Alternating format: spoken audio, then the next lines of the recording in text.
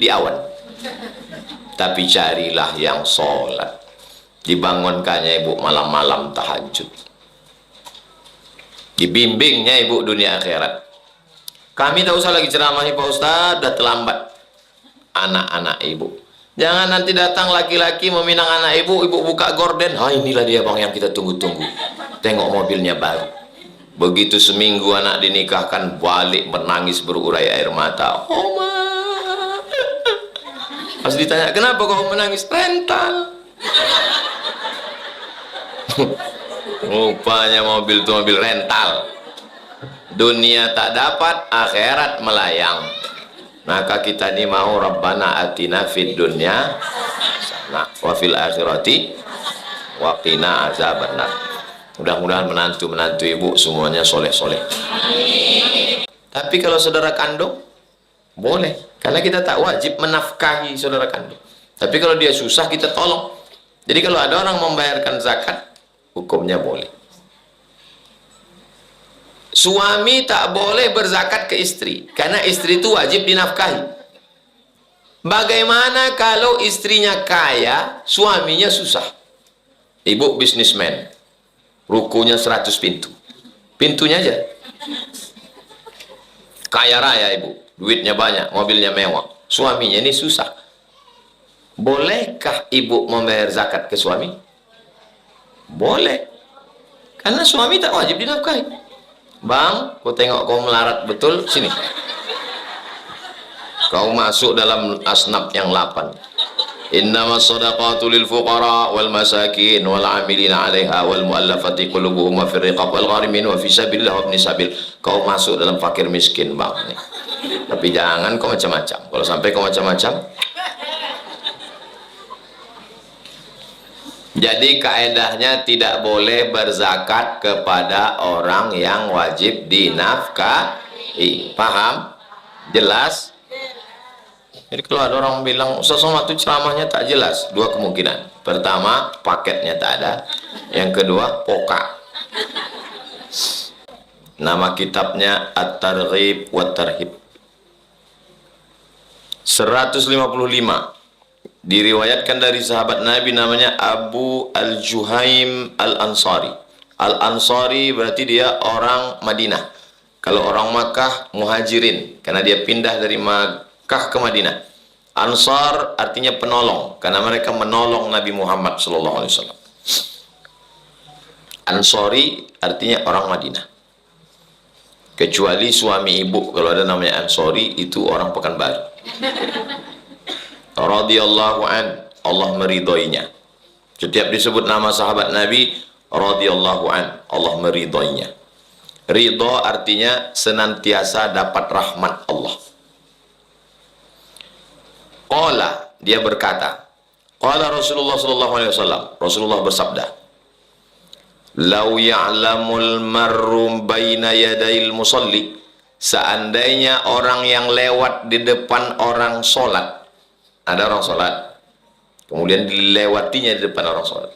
Seandainya orang yang lewat di depan orang sholat itu tahu dosanya, madza alaihi, apa dosanya melewati orang sholat, lakana ayyaqifa arba'ina, lebih baik dia tegak menunggu 40 tahun. Khairan lahu, lebih baik dari menunggu 40 tahun, min an yamurra baina yadayhi, daripada melewati orang sholat. Jadi kalau nampak kita orang sholat, maka kita tunggu sampai dia selesai baru lewat. Sebatas mana?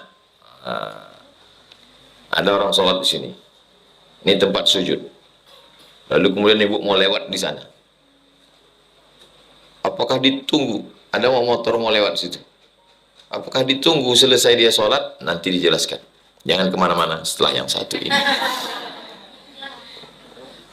Qala Abu Nadhr, la adri qala arba'in yauman, apakah yang dimaksud 40 itu 40 hari, au syahran atau 40 bulan, au sanatan atau 40 tahun.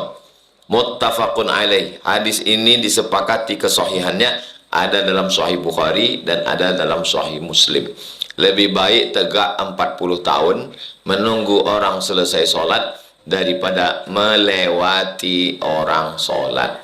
Ibu, bapak, anak-anak yang sudah pernah melewati orang sholat, mudah-mudahan dosanya diampunkan Allah. Amin. Yang belum tahu, tak ada alasan, karena sekarang sudah tahu. Kalau ada orang sholat, tunggu sampai selesai. Wa akhrajahul Bazzar. Hadis ini juga diriwayatkan oleh Imam Al-Bazzar. Apa kata dia? La ayyakuma arba'ina kharifan. Ada yang bilang 40 hari, ada yang bilang 40 bulan, ada yang bilang 40 tahun. Ini lain bunyi teksnya. Arba'ina kharifan, 40 musim. Musim itu di Arab 4. Li'ilafi Quraisy ilafihim rihlatash syita, musim dingin. Wassaif, musim panas. Syita, musim dingin. Saif, musim panas. Begitu keluar dari pengajian sampai ke rumah, lupa yang mana musim dingin, yang mana musim panas. Bagaimana cara mudah mengingatnya? Keluar air liur musim dingin. Syita. Ila fihim rihlatash, musim dingin. Saif, tak keluar air liur, panas. Ada 2 musim lagi. Musim Rabi'. Rabi' artinya musim bunga. Satu musim lagi namanya Kharif, musim gugur. Jadi kami waktu kuliah di Mesir, di Maroko, ada 4 musim. Musim dingin, musim panas, musim bunga, musim gugur. Jadi orang-orang Mesir itu bertanya, kau tinggal di mana Abdul Somad? Aku di Indonesia. Berapa musim di sana? Oh, banyak kali. Musim durian, musim rambutan, musim asap. Jadi ini maksudnya lebih baik tegak 40 kali musim gugur. 1 tahun sekali musim gugur. Jadi kalau 40 kali musim sama dengan 40 tahun.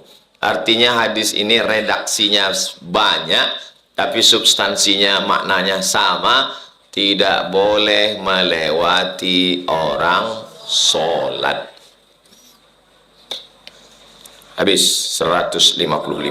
Nanti kalau ada yang mengganjal di pikiran, tulis, kita bahas dalam tanya jawab. Saya selesaikan dulu, karena kalau diputus nanti tak selesai kitab nih. 2 kemungkinannya. Kalau tak buku ini selesai, saya selesai. Sekarang 156 dari Abu Sa'id Al-Khudri. Kenapa orang Arab nih pakai abu? Karena tak boleh menyebut nama.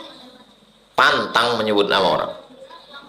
Sama juga kalau di Minangkabau atau di Melayu, nan gadang indak disabui gala, nan kete indak disabui namo. Kalau di Bangkinang, nan godang indak disabui golau, nan koci, nan kete indak disabui namo. Yang besar tidak disebut gelarnya, yang kecil tidak disebut namanya. Yang disebut nama itu biasanya anak kecil. Kalau orang sudah besar pakai gelar. Kalau dia sudah jadi bapak-bapak, biasanya disebut nama anak pertamanya. Misalnya nama anaknya Muhammad, maka dipanggil Abu Muhammad. Ibu juga saya yakin di sini begitu. Tak ada sebut nama, panggil mamanya si Anu. Nama anaknya siapa? Nama anaknya Tiara, Mama Tiara. Itu biasa, segan orang nyebut nama. Begitu juga nanti kalau orang Arab. Kenapa orang Arab itu pakai abu? Karena segan menyebut nama. Dari Abu Sa'id Al-Khudri, Bapak Sa'id Al-Khudri radhiyallahu anhu, Allah meridhai dia. Sami'tu Rasulullah SAW. Aku mendengar Rasulullah bersabda. Aku mendengar Rasulullah bersabda. Apa kata Rasulullah? Idza shalla ahadukum, kalau kamu salat, ila syai'in yasturuhu minan nas, kalau kamu salat kepada sesuatu yang membatasinya dari orang lain. Yang membatasi itu namanya sutrah. Jadi kalau kebetulan kita sholatnya di atas gurun pasir, maka sholatlah menghadap sutrah. Ada tombak, cucukkan tombak di depan, tusukkan tombak, atau pedang. Mau sholat nih, kemana arah kiblat? Arah kiblat ke sana, maka tusukkanlah agak-agak setinggi betis, setinggi lutut ke depan. Kiblat pojok sana. Kemana kira arah sujud? Itu namanya sutro. Apa namanya? Sutro. Jadi yang tak boleh lewat itu di mana? Tidak boleh lewat antara dia ke sutro. Sinilah yang orang tak boleh lalu lalang. Kalau di depan sutro tuh boleh. Itu makanya dianjurkan sholat di dekat dinding. Masuk kita ke masjid, jangan sholat di pangkal nih, nanti banyak orang berdosa lalu lalang. Dekatlah ke dinding, ke tiang, ke dinding, arah kiblat sana, maju ke depan. Jadi sebetulnya sebaiknya kalau maju sholat itu datang sop pertama, karena orang sop pertama itu langsung ke dinding. Yang sop kedua, orang pertama itu jadi sutroh dia. Saya orang pertama, masuk ke sop pertama. Datang orang sop kedua, mana sutroh dia? Pundak orang belakang, inilah yang jadi sutroh dia. Ibu sop yang belakang. Ibu sop ketiga, sutrohnya. Kami yang sop pertama, ibu-ibu, Pak Ustadz, kan tak dekat dinding. Itu makanya jarak antara laki-laki perempuan itu dikasih pembatas. Masjid-masjid mesti punya pembatas. Supaya apa? Supaya jangan sampai bercampur laki-laki dan perempuan, supaya jangan sampai orang lalu lalang di depan orang sholat. Fa'arada ahadun an yajtaza baina yadaihi, kalau ada orang yang mau lewat di depannya, falyadfa' fi nahrihi. Sudah diletakkan begini sutra, lalu kemudian salat. Allahu Akbar. Tiba-tiba ada orang mau lewat antara dia dengan sutra ini, falyadfa', maka tolaklah. Tolak maksudnya pas dia kan kayak gini kan. Sudah salat. Allahu Akbar kabira walhamdulillahi katsira. Ada orang mau lewat. Nanti ibu kalau umroh, kalau ke Makkah, ke Madinah mengalami macam itu. Pas lewat, orang Indonesia tak tahu. Orang Indonesia karena tak mengaji, tak tahu. Pas salat ini ada orang lewat, disalaminya pula. Apa kabar? Orang tuh mengulurkan tangan bukan mau minta salaman. Dia mau menyelamatkan kita supaya jangan sampai berdosa 40. Paham? Nanti kalian, ibu-ibu ini hanya sekedar pengajian, beda sama kalian. Kalian membacakan kitab ini ke murid-murid kalian. Karena kalian santri, kalian jadi ustazah. Kalian habis khatam ini saya ijazahkan, kalian nanti pula membacakan. Murid kalian membacakan pula ke murid kalian. Murid kalian itu membacakan pula lagi sampai hari kiamat, tak putus. Ibu tak usah ajarkan, untuk ibu aja cukup. Tapi kalau ibu mau mengajar tak apa-apa juga. Tamu kita hari ini banyak. Bapak-bapak itu datang dari Jakarta. Jakarta itu jauh apa tak jauh? Jauh. 1 jam 40 menit naik pesawat. Ada yang lebih jauh lagi. Ada ibu tamu kita dari Brunei Darussalam.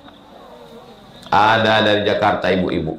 Mereka besok mau berangkat ke Batu Tilam. Ada batu yang bentuknya macam tilam. Letaknya di tengah hutan. 2 jam dari Kuntu. Mau menengok air terjun. Syarat ke sana panjang ceritanya. Karena letaknya dalam hutan. Banyak harimau berkeliaran. Doakan kami keluar. Masuk ke dalam itu berat, biar kami aja. Fa'in aba, udah dikasih sutroh, sholat kita, diginikan tangan, tetap juga dia lewat, falyuqatilhu, perangilah dia. Kenapa? Fa'in nama huwa syaiton. Karena yang lewat itu berarti setan. Jadi kalau ditanya orang, pernah kau nengok setan? Enggak. Mudah kalau mau nengok setan. Pasang sutra, sholat kita. Gini kan tangan. Lewat juga dia, berarti dia berarti dia setan. Sahih tak hadis nih Pak Ustaz. Muttafaqun alaih. Kalau disebut muttafaqun alaih, apa arti muttafaqun alaih? Udah berapa kali pertemuan hadis? Apa arti muttafaqun alaih? Muttafaqun alaih, disepakati kesohihannya. Apa artinya? Yang sepakat itu siapa? Ada dalam Sahih Bukhari, ada dalam Sahih Muslim. Tulis. Muttafaqun alaih, disepakati kesohihannya. Yang sepakat itu siapa? Sepakat itu biasanya kan dua orang kan? Sepakat. Siapa yang sepakat? Yang sepakat itu Imam Bukhari dan Imam Muslim. Ada dalam Sahih Bukhari, ada dalam Sahih Muslim, maka hadis itu disebut dengan muttafaqun alaih. Baru jumpa saya lagi nanti bulan September, pekan kedua. Saya sebulan sekali membacakan kitab At-Targhib wa Tarhib. Wa fi riwayatin, dalam riwayat lain, wal yadra'hu mastata'a. Arti wal yadra'hu sama, katanya beda, maknanya sama. Wal yadra'hu artinya yadfa'hu, tolaklah. Lewat orang, tolak. Supaya jangan. Kalau jatuh dia Pak Ustaz, ya salah dia. Apa dia lewat? Kalau mati dia Pak Ustaz, tak pula ada orang mati kena tolak sikit. Lebay aja itu. Nenek-nenek tak tolak lagi jalan. Dia duduk aja tak lalu. Wa akhrajahu Ibnu Majah. Hadis ini juga disebutkan oleh Imam Ibnu Majah. Nama kitabnya Sunan Ibnu Majah. Bi isnadin sahihin, dengan sanad yang sahih. Min hadis Ibnu Umar, dari hadis Ibnu Umar. Ibnu Umar namanya Abdullah bin Umar. Fa in aba, kalau dia tak mau, sudah dilarang, jangan kau lewat, dia tetap juga melawan, fal yuqatilhu, perangi dia. Fa inna ma'ahul qarin, karena bersama dia itu ada jin qarin. Setiap orang yang lahir ini diikuti jin, nama jinnya jin qarin. Qarin itu yang selalu bersama dengan kita. Misalnya mati Ustadz Somad, tiba-tiba ada orang di jalan Kamboja ini kerasukan. Pas ditanya, siapa kau? Aku Ustadz Abdul Somad. Itu yang masuk ke dia itu ruh Ustadz Abdul Somad apa jin qarin? Jangan kalian bilang itu ruh Ustadz Somad. Ruh itu tidak gentayangan. Ruh itu sudah balik menghadap Allah Subhanahu wa taala. Tak ada ruh gentayangan. Jadi yang masuk itu adalah jin. Karena ketika orang mati, jinnya tak mati. Jin itu umurnya panjang, 100.000 tahun. Hidup dia. Maka kalau dia Islam baik, tak mengganggu. Tapi kalau dia jahat, maka dia mengganggu, merasuki. Biasanya yang dirasukinya itu orang yang lemah iman, lemah mental, lemah ilmu, lemah badan, letoy, lesu, loyo, lunglai. Makanya mesti banyak makan, banyak minum, sehat. Perempuan maaf-maaf cakap yang dalam keadaan hamil muda, atau sedang menstruasi halangan, atau sedang down, bulan tua, gaji belum turun, lemah depan pintu, berdatangan hantu setan. Makanya baca wirid. Anak-anak santri ini setiap habis sholat subuh membaca wirid, sama habis maghrib, habis isya mau tidur malam. Mereka satu hari mengulang hafalan 1 juz 2 juz. Jadi kalau ada yang mengganggu setan, kalau ada di antara ibu bapaknya diganggu setan, suruh kirim biar kami bacakan tiap subuh.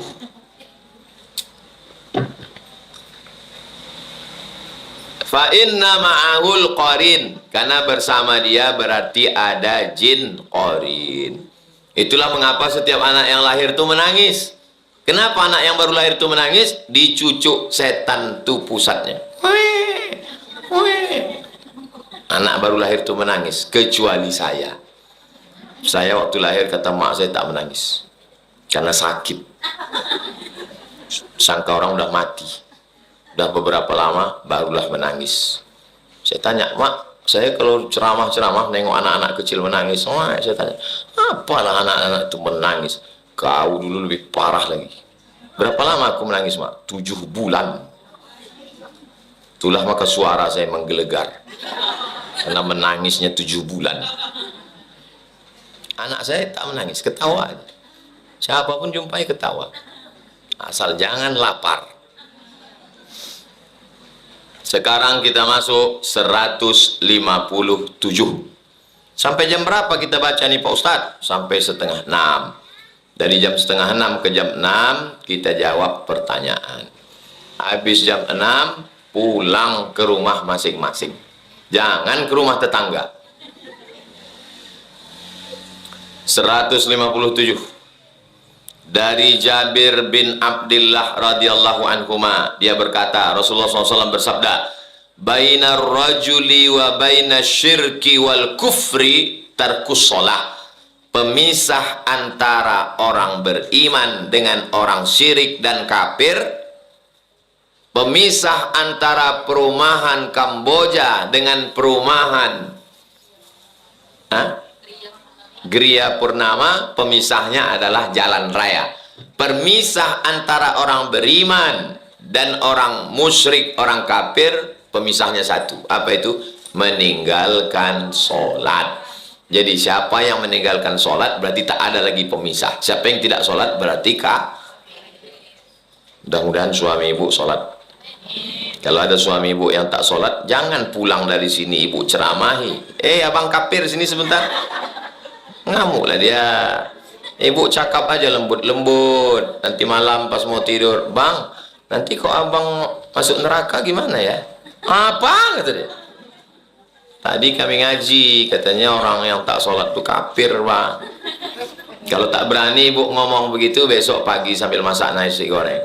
Walaupun hidup 1000 tahun, kalau tak sembayang. Dia tanya, kok nyindir aku ya? Enggak, abang aja yang sensitif belakangan ini.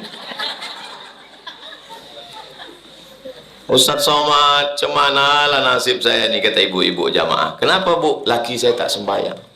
Kenapa bisa ibu nikah sama laki tak sembahyang? Aku pun dulu tak sembahyang. Jadi tak selamanya orang ini baik dari kecil. Ada juga tak sembahyang, nikah sama orang tak sembahyang, tapi sesudah tua dia bertaubat. Jadi kalau ada suami ibu tak sholat, didoakan tiap malam, ya Allah bukakan pintu hidayah, bukakan pintu hidayah, bukakan pintu hidayah. Kalau tak juga terbuka, bukakan pintu yang lahat. Jangan. Doakan yang baik, bah. Mudah-mudahan dibukakan Allah pintu hidayah. Kalau datang orang meminang anak gadis ibu, yang pertama kali tengok adalah sholat, bukan somat. Sholat tengok. Ustadz Somad, dulu saya nikah sama dia, saya sangka saya akan bahagia. Rasanya sekarang tak bahagia, walaupun rumahnya besar, mobilnya mewah. Kenapa? Dia tak sembahyang. Gimana rasanya bu? Macam tidur sama babi hutan. Ustadz Somad, besok bisa kita ketemu di rumah makan? Acara apa? Ada yang mau saya tanyakan. Saya takut kena fitnah. Besok jumpanya di masjid. Datanglah ibu-ibu membawa anak gadis. Ini anaknya bu? Iya. Kerja di mana? Rumah sakit. Jadi maksud ibu ini apa maksudnya? Saya sangka mau menawarkan ke saya. Menantu saya ini tak sembahyang Pak Ustadz, pakai narkoba. Anak saya nih sekarang hidup segan mati tak mau, macam kerakap tumbuh di batu. Jadi ibu kalau punya anak gadis, tengoklah menantu yang sholat. Soleh ya juga. Cara ngetesnya Pak Ustadz, suruh dia datang hari Jumat jam 12. Bisa kita ketemu di Mall SKA jam 12 hari Jumat? Kalau kata dia bisa, jangan terima, berarti dia tak sembahyang. Tapi kalau kata dia, saya tidak bisa datang karena saya mesti menghadiri panggilan Ustadz Somad di Masjid An-Nur, memang kaulah yang kami tunggu selama ini. Tapi soal ini tak bisa lagi dipakai karena sudah bocor. Nanti kita kasih soal baru, tak bisa dibahas di sini. Kalau dicari laki yang kaya, hartanya akan hilang. Kalau dicari laki yang ganteng, rupa akan berubah. Kalau dicari laki yang bangsawan, berapa banyak orang bangsawan pangkatnya dicabut. Bangsawan, bangsa yang hidup di awan. Tapi carilah yang sholat. Dibangunkannya ibu malam-malam tahajud. Dibimbingnya ibu dunia akhirat. Kami tak usah lagi ceramahi Pak Ustadz, udah terlambat. Anak-anak ibu. Jangan nanti datang laki-laki meminang anak ibu, ibu buka gorden. Ha, inilah dia bang yang kita tunggu-tunggu. Tengok mobilnya baru. Begitu seminggu anak dinikahkan, balik menangis berurai air mata. Oma. Pas ditanya, kenapa kau menangis? Rental. Rupanya mobil itu mobil rental. Dunia tak dapat, akhirat melayang.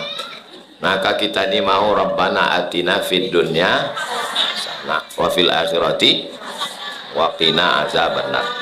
Mudah-mudahan menantu-menantu ibu semuanya soleh-soleh. Ini kameramen ini belum nikah. Tapi harapan ibu sudah pupus karena dia sudah bertunangan. Tak lama lagi akan nikah. Hah? Kameramen ada dua, kata Pak Haji. Pak Haji kok pandai lo mancing. Mancing dari air karuah namanya Pak Haji. Pak Haji kok presiden pedagang kaki lima se-Indonesia. Orang awak Pariaman nanggadang di Jakarta. Istrinya ado basamunya. Khusus datang ke Pekanbaru menghadiri pengajian Ustadz Somad setiap bulan sekali. Bayangkan jauhnya dia pengajian dari Jakarta, pakai tiket pesawat, bayar hotel dan lain sebagainya. Sampai mana tadi? Hilang pula. Gara-gara kameramen tadi. Akhrajahu Muslimun. Hadis ini ada dalam Sahih Muslim. Hanya ada dalam Muslim saja, tak ada dalam Bukhari. Tapi kalau ada dalam Sahih Bukhari, ada dalam Sahih Muslim. Apa namanya? Muttafaqun alaih. Disepakati. Yang sepakat itu siapa? Imam Bukhari dan Imam Muslim. Bukan Imam S. Arifin. Itu penyanyi dangdut. Sekarang 158. An Buraidata, dari Buraidah radhiyallahu anhu, Allah meridhai dia. Sami itu Rasulullah sallallahu alaihi wasallam, aku mendengar Rasulullah sallallahu alaihi wasallam bersabda, al-ahdul ladzi bainana wa bainahumus shalah. Perjanjian antara Allah dan manusia adalah salat. Ibu dengan bapak ada perjanjian kan? Perjanjiannya akad nih nikah. Perjanjian kita dengan PLN, kita pakai apinya, kita bayar. Perjanjian kita dengan Allah adalah salat. Faman tarakaha faqad kafar. Siapa yang meninggalkan salat maka kafir. Itu makanya kalau ada orang yang tak salat, saya kalau di Ustaz Somad, tolong salatkan jenazah ini, saya tanya dulu. Dia salat apa tidak? Tak salat, tak mau saya nyolatkannya. Cari ustaz lain. Dua kemungkinan orang yang tak salat. Yang pertama dia ingkar. Kalau dia ingkar dia kafir. Tapi kalau hanya sekedar malas, dia fasik. Fasik artinya melanggar perbuatan dosa dengan sengaja. Oh, fasik namanya. Allah tak memberi hidayah kepada orang yang fasik. Tapi kalau dia menantang, sholat itu buang-buang waktu aja.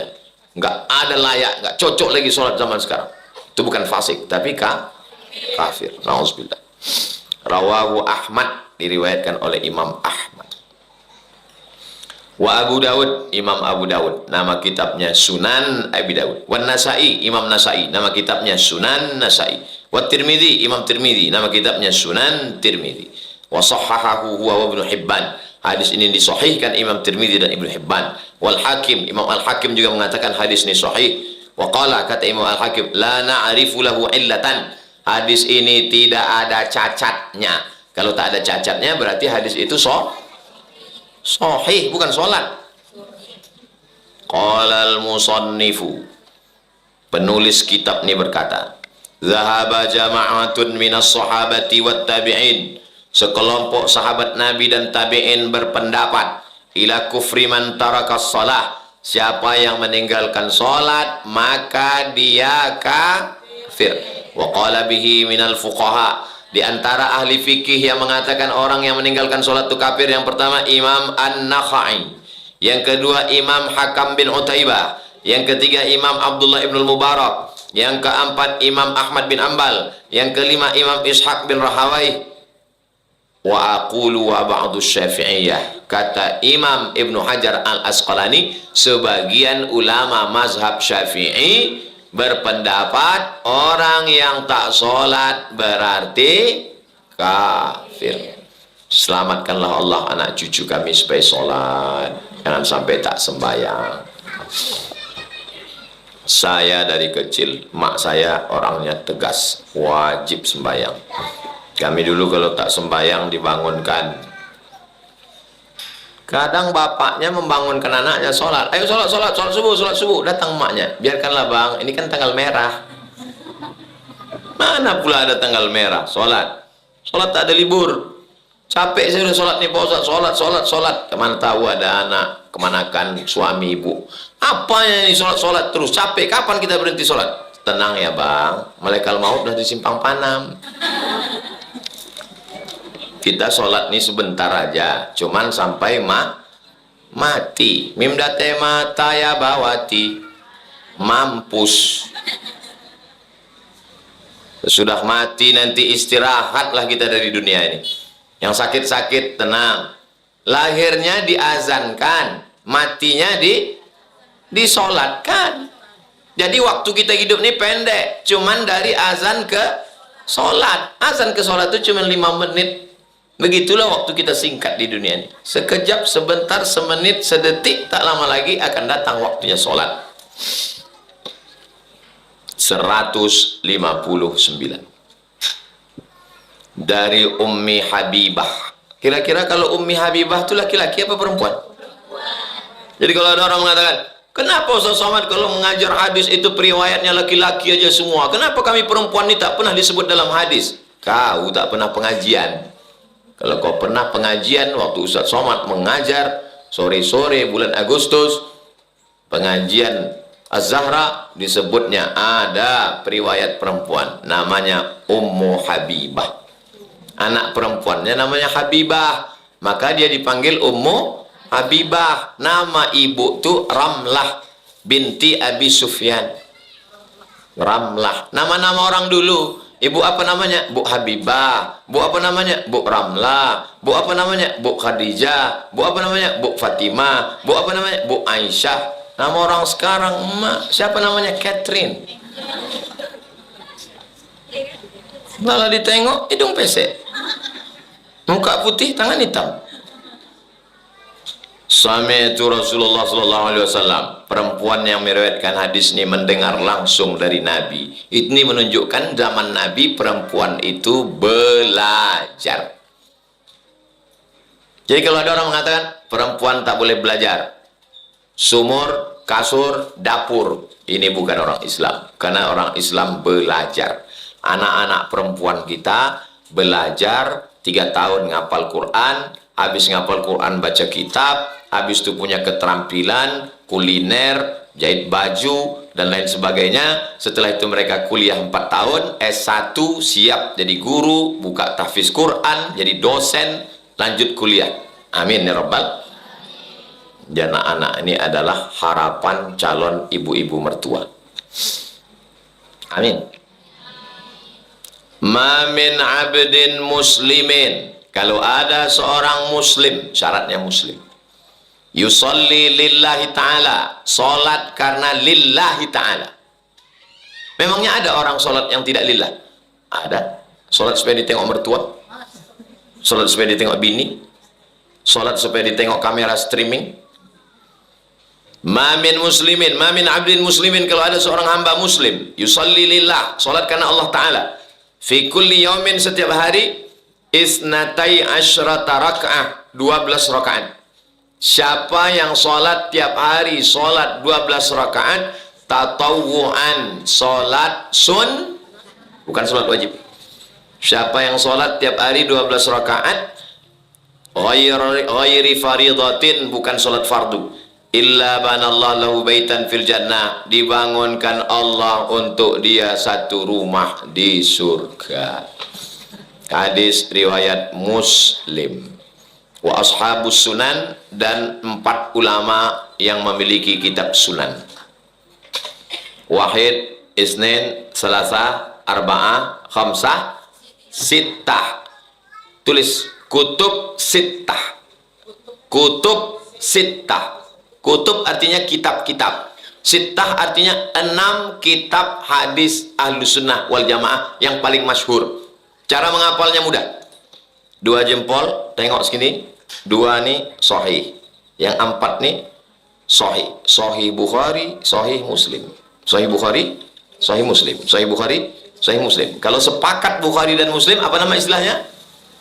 Muttafaqun alaih. Bukhari, Muslim. Yang 4 nih,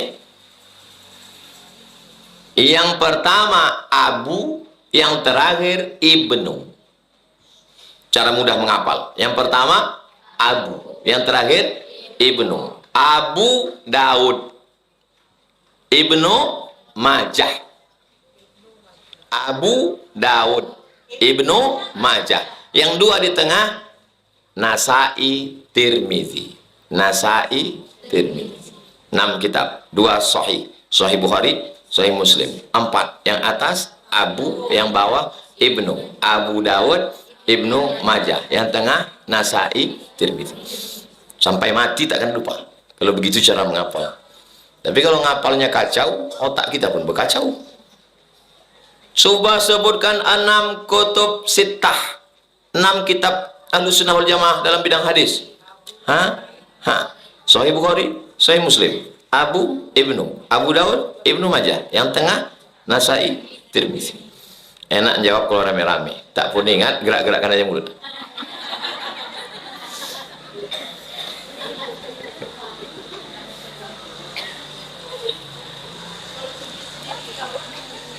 Sendiri-sendiri bisa.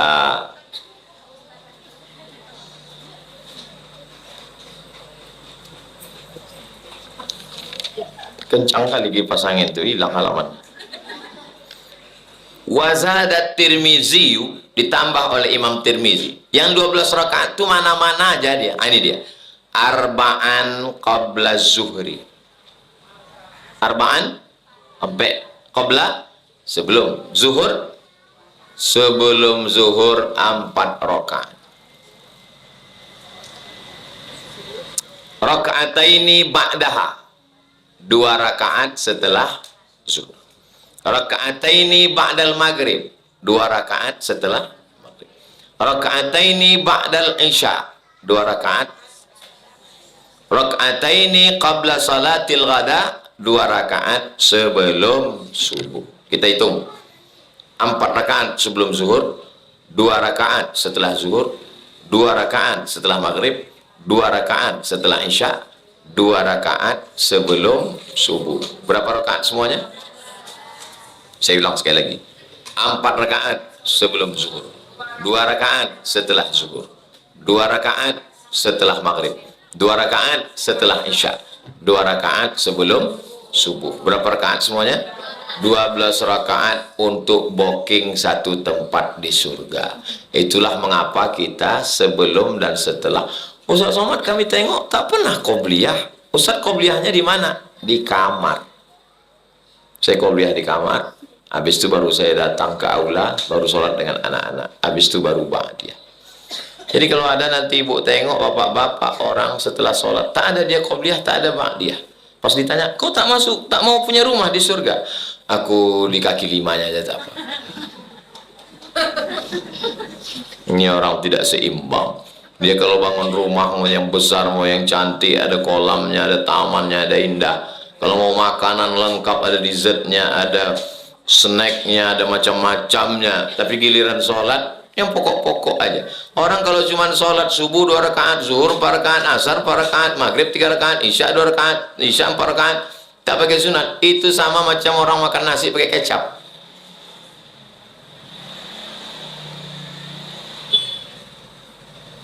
Begitulah. Mudah-mudahan kita istiqomah sholat sunat. Wasahahuma Ibnu Khuzaimah. Ibnu Khuzaimah mengatakan hadis ini sahih. Wa Ibnu Hibban, Ibnu Hibban mengatakan hadis ini sahih. Wal Hakim, Imam Hakim mengatakan hadis ini sahih. Lakin lam yadhkuru raka'atai isya, tapi dia tidak menyebutkan 2 rakaat isya. wa dzakaru badalahuma, mereka menyebutkan dua penggantinya, 2 rakaat sebelum asar. Wa kadza inda Nasa'i fi riwayatin, begitu juga menurut riwayat Imam Nasa'i. Warahu Ibnu Majah kat Tirmizi, begitu juga diriwayatkan Imam Ibnu Majah seperti riwayat Imam Tirmizi, hanya saja ada tambahan raka'ataini qabla zuhri wa raka'ataini qabla al-asri, 2 rakaat sebelum zuhur, 2 rakaat sebelum asar. Yang saya sebutkan 12 yang disepakati tadi itu disebut dengan sholat sunat rawatib sunat muakkad. Coba sebutkan sholat sunat rawatib muakkad. 12 rakaat, 4 rakaat sebelum zuhur, 2 rakaat setelah zuhur, 2 rakaat setelah maghrib, 2 rakaat setelah isya, 2 rakaat sebelum subuh. Itu namanya sholat sunat rawatib sunat muakkad. Sunat yang sangat ditekankan. Adapun yang hanya sholat sunat saja tidak muakkad, 2 rakaat sebelum maghrib, 2 rakaat sebelum isya, 2 rakaat sebelum asar. Bisa dibedakan? Bisa. Yang mencatat, catat. Yang tak mencatat, tak perlu dicatat. Tinggal putar rekamannya di channel Ustadz Abdul Somad Official. Subscribe, like, share, and comment.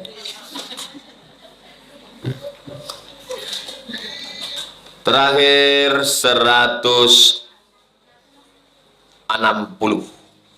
An Aisyah, dari Aisyah radhiyallahu anha, dari Nabi SAW. Rakaat al-fajri, 2 rakaat fajar. Yang dimaksud dengan 2 rakaat fajar adalah qabliyah subuh. Ustaz Somad, ya rakaat fajar itu apa? Qabliyah subuh khairum minad dunya wa ma fiha, lebih baik daripada dunia dan seisinya. Semua dunia, emas, perak, tembaga, mobil, rumah beserta isinya, ada yang lebih baik. Apa itu? 2 rakaat qabliyah subuh. Hadis diriwayatkan Muslim dan Tirmidzi. Dalam riwayat lain, lahuma ahabbu ilayya minad dunya jami'an. Aku lebih suka 2 rakaat qabliyah subuh daripada dunia ini semuanya, kata Nabi SAW. Kalau ibu terlambat bangun jam 5.30, orang di masjid musola udah sunyi semua, udah padam, tak ada lagi suara. Apakah ibu langsung sholat subuh atau qabliyah subuh? Jangan langsung subuh, tetap qabliyah. Jangan langsung sholat subuh, qabliyah subuh dulu, walaupun bangunnya jam 5.30. Kalau bangun jam 8 Pak Ustadz, apa? Udah bangun jam 8. Bagaimana kalau ibu pengajian Rabu subuh dengan Ustadz Somad di musola, tiba-tiba terdengar muazin, qad qamatis sholatu, qad qamatis sholat, Allahu akbar, Allahu akbar, la ilaha illallah. Langsung ke masjid sholat subuh. Kapan qabliyahnya? Qabliyahnya dilaksanakan setelah sholat subuh. Boleh Pak Ustaz? Boleh. Namanya apa? Qadha. Apa namanya? Qadha. Bukan qadha. Itu cuci tangan. Qadha. Usalli sunnata subhi rak'ataini qadha'an. Jangan diqadha di masjid.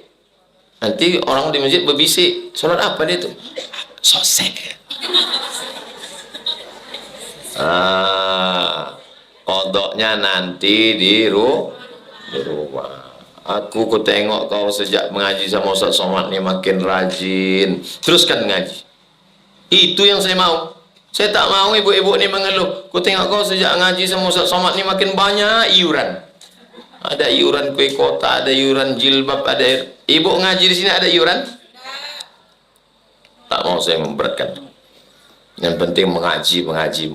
Kita mau kampung kita ini menjadi kampung Quran. Apa cita-cita Ustaz Somad itu? Dia mau menjadikan kampung ini kampung Quran. Malam dari maghrib ke isya, anak-anak ketek mengaji. Tiap malam. Sore ba'da asar, ibu-ibu mengaji. Setiap Rabu subuh, musola, masjid, Rabu subuh, bapak-bapak, ibu-ibu, adik-adik, semua mengaji.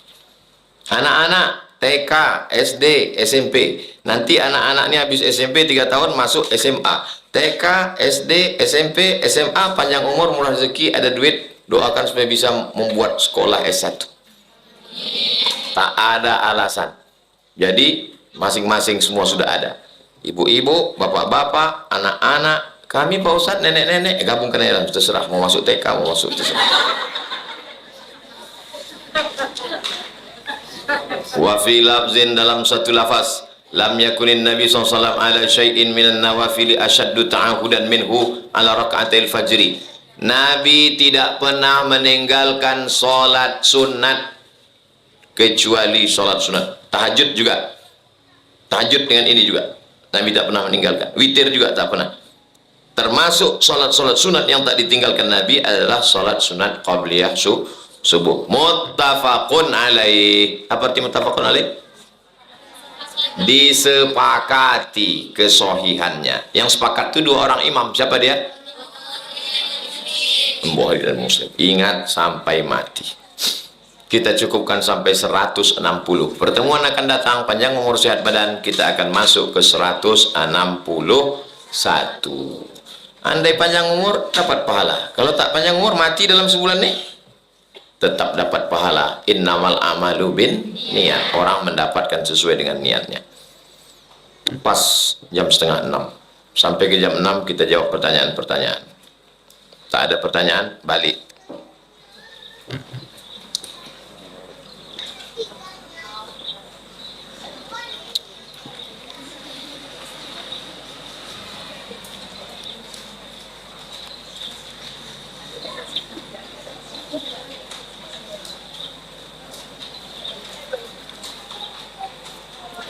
Assalamualaikum warahmatullahi wabarakatuh. Ustaz Somad. Waalaikumsalam warahmatullahi wabarakatuh. Benarkah perkataan orang pintar? Kenapa pakai istilah orang pintar? Dukun. Jangan pakai orang pintar. Bangga dia disebut orang pintar. Dukun.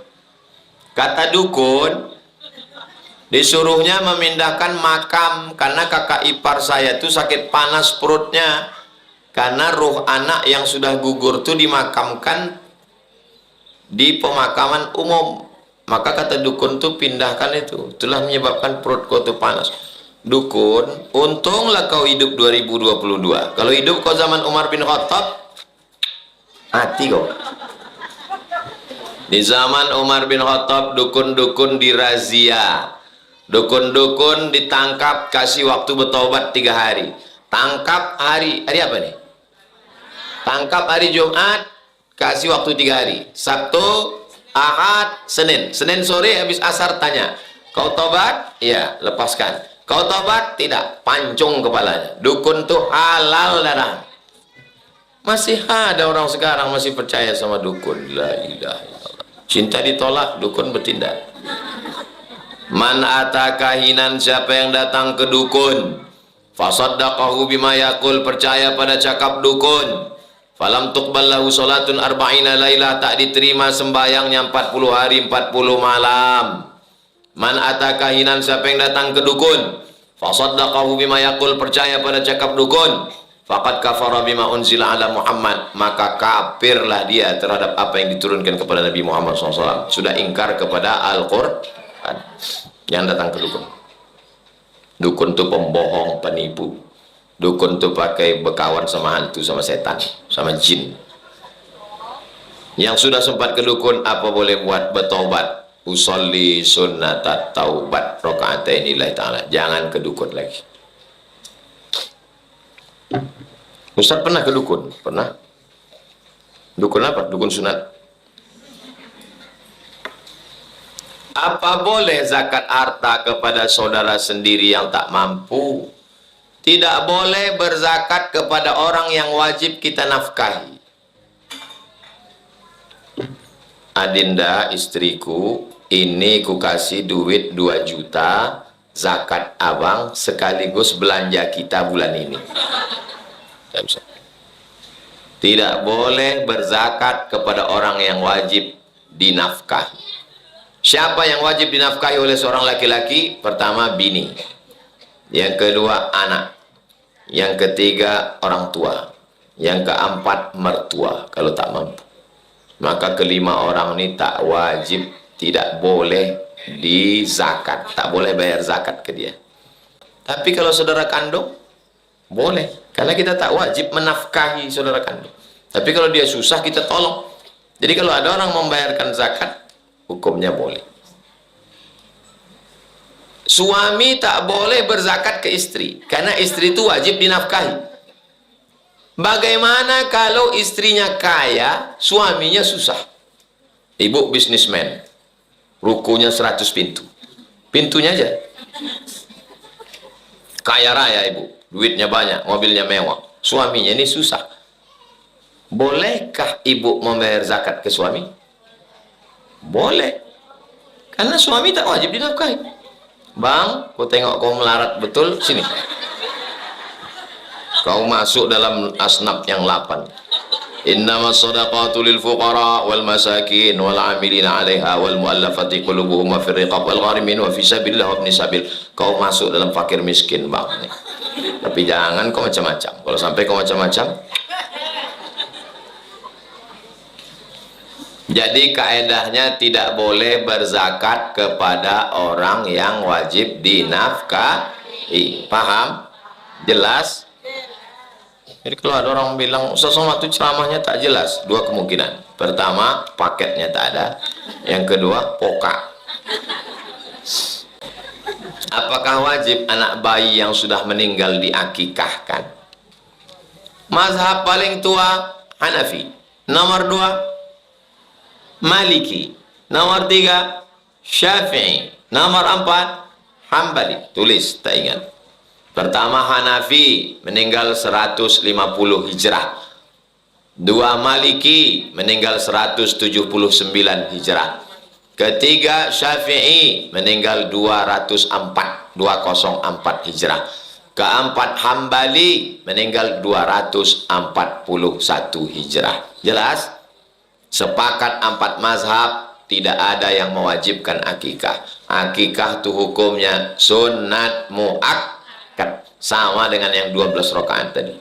Yang paling tinggi wajib, di bawah wajib sunat muakkad, di bawah sunat muakkad sunat. Paling tinggi wajib, di bawah wajib sunat muakkad, di bawah sunat muakkad sunat. Apa hukum akikah? Sunat muakkad. Tak ada yang mengatakan wajib. Nah, apakah anak bayi yang sudah meninggal dunia? Jadi pertanyaannya bukan wajib, boleh tak diakikahkan? Boleh. Baik sudah lewat 7 hari maupun waktu lahir langsung meninggal ataupun keguguran, kalau mau diakikahkan hukumnya boleh, terhitung sebagai sedekah. Akikah yang paling afdal itu mamin mauludin kullu mauludin rahinatun bi aqiqatihi, setiap anak tergadai. Kalau ada cincin kita tergadai, ada duit kita tebus apa tidak? Kita tebus.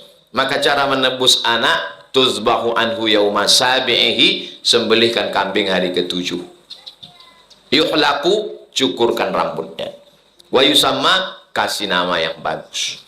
Dikasihlah namanya Sami Ahmad Misbahi Ibadillah.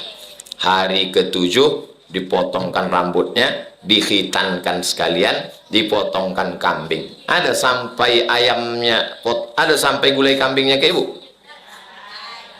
Ada yang sampai, ada yang tidak. Yang sampai sini belakang. Yang tak sampai mohon maaf. Mudah-mudahan nanti adiknya lahir kita buat sekalian. Hari ke-7 tak ada duit, hari ke-7, hari ke-14 tak ada duit, hari ke-14, hari ke-21 tak ada duit, hari ke-21 tak usah tengok kalender lagi. Sebulan, 2 bulan, 3 bulan, setahun, 4 tahun, 5 tahun, 7 tahun, 10 tahun. Ustaz Somad, gimana kalau saya gabungkan aja anak saya ini, akikahnya sekaligus sunat nanti tamat SD? Tanggung bu, sekalian aja 3, akikah, sunat, nikah. Itu namanya sekali dayung 3 pulau terlampaui. Ini kan syukur kepada Allah, sudah diberi Allah anak. Yang diminta cuma 1 ekor kambing perempuan, anak perempuan seekor kambing 2,5 juta.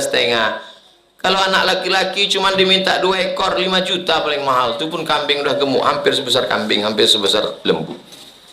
Bayangkan orang yang mau punya anak, pengen punya anak, bayi tabung 100 juta bayi tabung. Itu pun tabung-tabung second 9 kilo. Ini begitu mudahnya dia dapat anak. Maka bersyukur pada Allah dengan cara akikah. Bagaimana dengan kami nih Pak Ustadz, waktu kecil dulu tak diakikahkan, sekarang baru ada duit. Ibu kalau ada duit sekarang, besok beli kambing, insya Allah besok saya tak bisa datang, besok saya ke Batu Tilam, hari Senin lah buat saya datang insya Allah. Tapi kami Pak Ustadz sudah tua, udah 30, 40, 50. Boleh akikah. Udah saya bahas dalam buku 37 masalah populer. Boleh akikah untuk orang yang udah dewasa. Tapi akikah saja, jangan diayun pakai marhaban. Tak cukur rambut pula. Buatlah macam mana Ustaz Somad kemarin, pakai kelapa digunting. Tak marhaba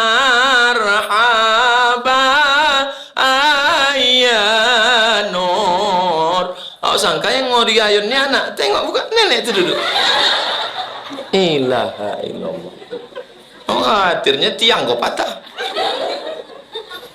Jangan ibu bayangkan nenek itu duduk tadi, ketawa sendiri nanti.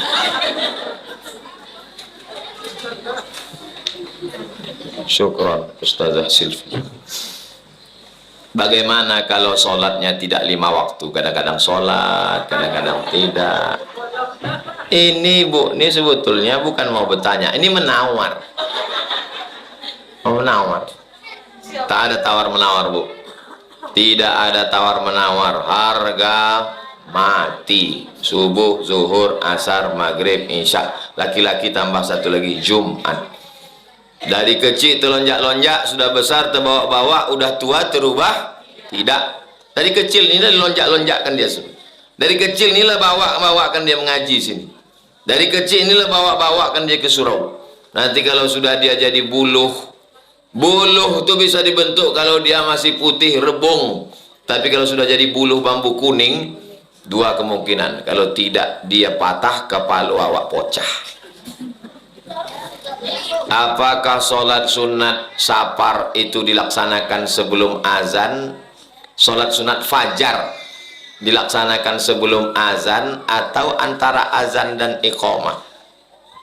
Sholat sunat fajar, sholat sunat qobliyah subuh, sholat sunat ghadah, man shallal ghadah, sholat sunat fajar, sholat sunat qobliyah subuh, sholat sunat ghadah, itu namanya beda, tapi isinya satu, qobliyah subuh. Setelah azan atau sebelum azan? Tidak ada qobliyah sebelum azan. Azan itu menunjukkan masuk waktu. Dari azan ke sholat ada qobliyahnya. Sebelum azan tak ada qobliyah. Maka qobliyah subuh dilaksanakan sebelum azan. Tapi kita di sini azan subuh 2 kali. 2 kali sini kan? Satu masjid tengok dulu. Apalagi pas bulan puasa. Banyak kena prank. Azan yang kemana? Azan yang masuk waktu sholat subuh. Bukan yang jam 5 kurang 15. Yang jam 5 pas atau 5 kurang 5 itu. Itu azan itu baru qobliyah subuh. Jelas? Bolehkah tas jadi sutroh? Seelok-eloknya sutroh itu selutut. Tak juga ada. Tak ada juga selutut. Tak ada tombak, tak ada tongkat, tak ada apapun, tak ada. Itu botol agak tinggi sedikit. Tak juga ada tas. Asal jangan barang-barang yang tak baik, yang pula yang tak betul diletak situ. Nanti pas sholat senyum-senyum sendiri. Tak ada sama sekali, maka diletakkannya apa ya? Untuk menunjukkan bahwa dia sedang sholat dan tak boleh dilalui antara dia dengan itu. Hukum meletakkan sutroh itu apa? Nanti kalau ada orang berjalan dia sedang sholat. Awalnya waktu dia sholat itu orang depan dia itu jadi sutroh. Tiba-tiba selesai sholat Jumat pergi orang semua. Berjalan dia mendekati dinding. Maka dia berpegang kepada mazhab sifat sholat Nabi Syekh Albani. Mengatakan sutroh hukumnya wajib. Tapi jumhur mayoritas ulama mengatakan sutroh hukumnya sunat mu'akkad. Jadi kalau ada orang yang sholat tidak pakai sutroh, sholatnya tetap sah. Tapi seelok-eloknya pakai sutroh. Benarkah umur lebih 40 tahun sulit untuk dapat hidayah?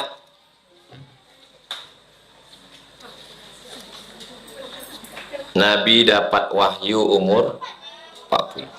Yang 40 adalah umur kematangan. Jadi siapa yang sudah 40 tak juga dekat ke Allah, dikhawatirkan mati su'ul khatimah.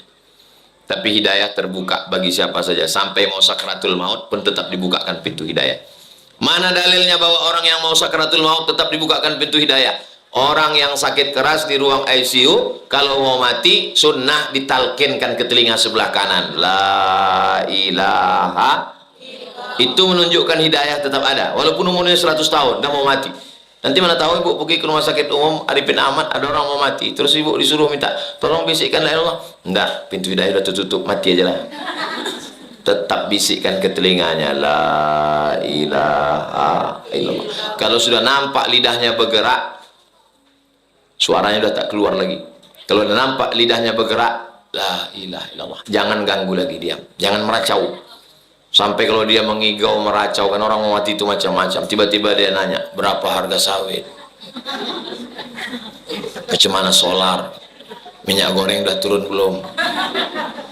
BLT gimana? Kalau dia meracau, ingatkan lagi. Satu orang aja mengingatkan, yang pula ramai-ramai. Satu orang bisikkan, la ilaha illallah. Sampai akhirnya sakaratul maut, mati dalam keadaan la ilaha minal mahdi ilal lahdi. Bagaimana jika kita sholat, lewat di depan kita kucing? Sedang sholat, lewat kucing. Kata Nabi tidak apa-apa, karena kucing itu termasuk at-tawafun wa tawafat. Tawafun artinya binatang yang lalu lalang. Lewat kucing.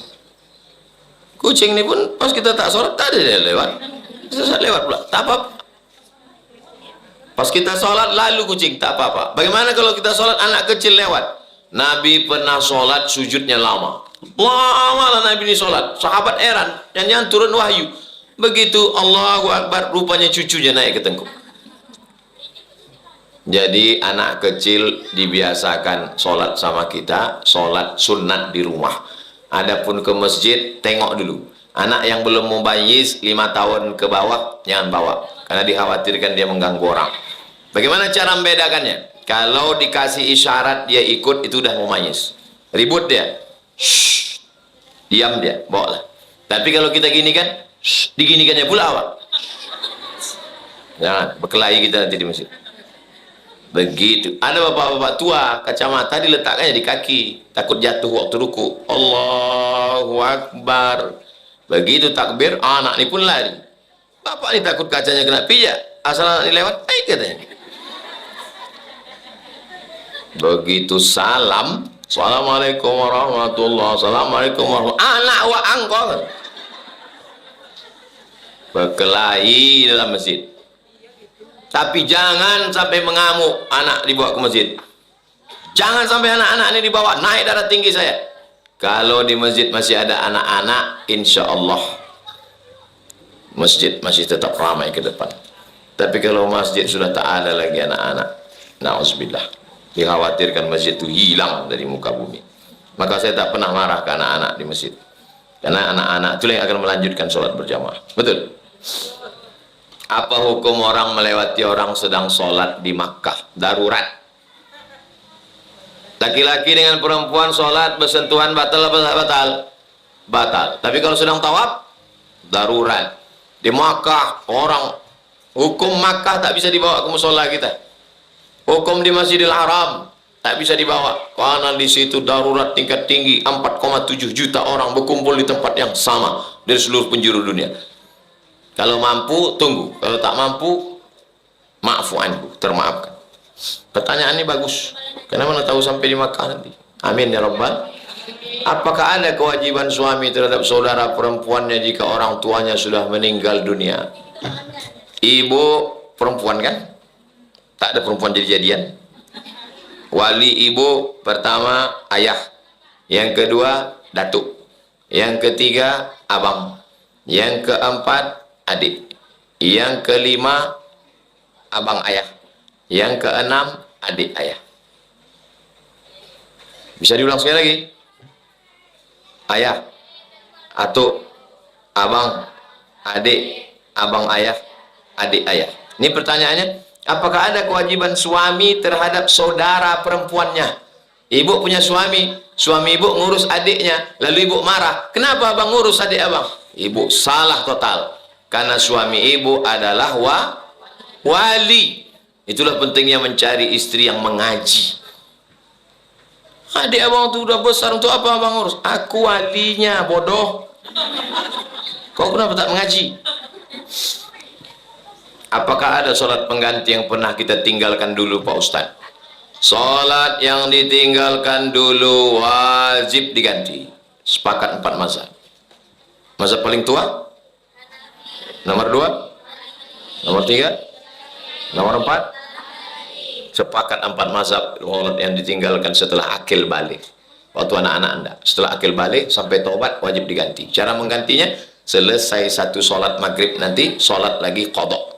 Usolli fardal maghribi salasa raka'atin qada'an. Habis isya qada. Satu solat, satu setelah qada. Satu solat, satu qada. Jangan gara-gara ini ibu besok ambil cuti sebulan mau qada. Satu solat, satu kali setelah fardu. Sampai berapa lama ditinggalkan? Aku meninggalkan solat nih Pak Ustadz kemarin waktu stres kali, susah kali. Berapa lama? Setahun. Ganti setahun. Kamu? Saya solat baru kemarin Pak Ustadz. Umur berapa? 40. Mulai wajib sholat 10, berarti 30 tahun. Qadha 2022, lunas 2053. Bagaimana cara menghilangkan, membersihkan diri dari yang haram yang telah termakan dan terpakai? Karena yang haram termakan, apa sholat dan ibadahnya diterima. Kalau terkait dengan manusia, bayar, cari ahli warisnya. Saya ada utang sama si Fulan. Berapa? 100.000. Tahun berapa? Tahun 80. 100.000 tahun 80 itu berapa gram emas? 1 gram. Berarti tahun 2022 1 gram itu tidak ditengok 100.000-nya, tapi ditengok harga emas sekarang. Berarti sekarang sudah 1 juta. Bayarkan. Ahli warisnya tak ada. Sudah dicari, sudah tak ada. Serahkan lembaga yang dinikmati orang banyak. Serahkan ke musola belakang. Biar dibuatkan WC, atap, fosen, pintu. Serahkan ke fakir miskin, anak yatim dan duafa. Begitu cara membayarnya. Kalau terkait dengan manusia. Kalau terkait dengan Allah SWT, cukup dengan sholat sunat. Tahu? Kertas terakhir. Apakah daging kurban harus habis langsung dimakan, atau boleh seminggu, sebulan, atau setahun baru dimakan? Hadis yang pertama, kulu waddakhiru, makan, simpan. Hadis yang kedua mengatakan la tadakhiru, jangan disimpan. Bingung orang baca hadis ini. Nabinya berapa orang? Satu, Nabi Muhammad. Satu mengatakan simpan, satu mengatakan jangan disimpan. Setelah diteliti dalam ilmu hadis, ada satu pembahasan namanya mukhtalaful hadis. Hadis yang kontradiktif. Ternyata hadis yang mengatakan jangan disimpan ketika masa paceklik, kemarau panjang, orang susah, tak boleh menyimpan, bagi makan semua. Kapan Nabi mengatakan boleh disimpan? Ketika sedang tenang, adem ayam, tentram, banyak, maka boleh disimpan. Kira-kira kalau tahun 2022 boleh disimpan? Boleh. Tapi jangan pula sampai kulkas seminggu tak bisa tutup. Asal ditutup, kelepak kaki kambing menyipak.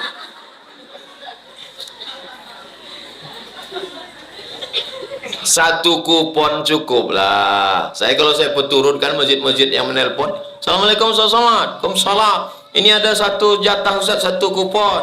Satu kupon. Bagikan aja untuk kalian sana. Aku pun tak tahu makan-makan. Anak santri Pak Ustaz ada. Ibu 1, 2, 3 ada dapat? Alhamdulillah dapat. Ada orang ngirim sapi dapat. Kami tak ada pula kami simpan. Tak usah kita bagi ibu-ibu nih. Kita simpan aja sampai tahun depan. Ada, kita bagi rezeki dari Allah Subhanahu wa taala. Sama-sama kita makan. Sikit tanda teringat, banyak makan sendiri. Betul. Mudah-mudahan kita diridhai Allah Subhanahu wa taala. Mudah-mudahan ibu, anak-anak semua selalu istiqomah iman dan Islam.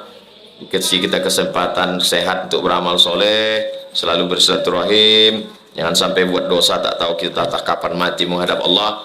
Ala hazin niyah, untuk niat yang baik-baik. Al-Fatihah. A'udzubillahi minasyaitonirrajim. Bismillahirrahmanirrahim. Alhamdulillah rabbil alamin arrahmanirrahim maliki yaumiddin. iyyaka na'budu wa iyyaka nasta'in ihdinas siratal mustaqim siratal ladzina an'amta 'alaihim ghairil maghdubi 'alaihim waladdallin amin. Ya muqallibal qulub, Engkau yang membolak-balikkan hati, sabit qulubana, kokohkan hati kami, wa ala dinik, dalam agamamu, wa ala ta'atik, dalam ketaatan kepadamu. Allahumma a'inna, tolong kami, ala zikrika, supaya hati kami selalu berzikir mengingatmu, wa syukrika, selalu bersyukur kepadamu, wa husni ibadatik, selalu beribadah dengan ibadah yang terbaik. Sabitna alal iman wal islam, kokohkan kami dalam iman dan Islam. Allahumma tahhir qulubana, sucikan hati kami minal hasadi, dari hasad dan dengki. Allahumma ja'al abna'ana wa banatina minas salihin was salihat, jadikan anak-anak kami anak-anak yang soleh dan solihah. Wahfazhum min kulli su' wa syarr, jaga mereka dari perbuatan maksiat, zina, narkoba, LGBT, segala perbuatan yang Kau larang ya Allah. Allahumma ja'al akhir kalamina, jadikan akhir kalam kami ketika ajal sampai yang keluar dari mulut kami, la ilaha illallah.